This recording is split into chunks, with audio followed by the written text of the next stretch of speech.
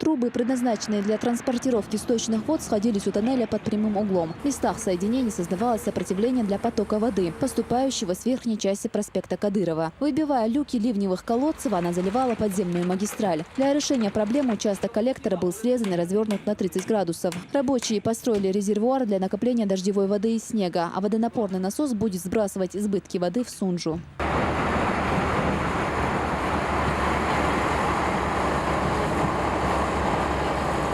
Первые работы по реконструкции ливневой канализации проводились для предотвращения затопления туннеля в весенний период, когда бывают обильные осадки. А второе – это просто благоустройство внутренней части тоннеля, которая со временем приобрела не слишком опрятный, благоприятный вид.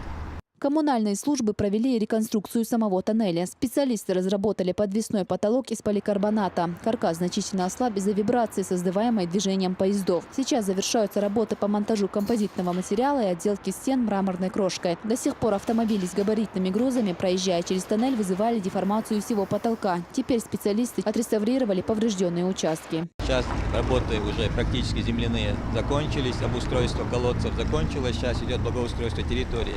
Будет укладка асфальта на месте, где мы перерыли улицу проспект Кадырова. И также мы сейчас закончили укладку тротуарной плитки и устройство бордюрного камня. Работы планируем завершить в ближайшие несколько дней. Ранее тоннель неоднократно затапливался из-за проливных дождей. Это предоставляло массу неудобств. Многочисленные пробки тормозили движение автотранспорта. Немало трудностей испытывали и пешеходы. После ремонтных работ все проблемы останутся позади. Исключительно хорошо, что ремонтируют там доголеттер, сега амлеттер, бок машин, дасега чуатса кочер, дасега машин. Хавая Дива, Залина Атаева, Тимур Хайдаров. Новости.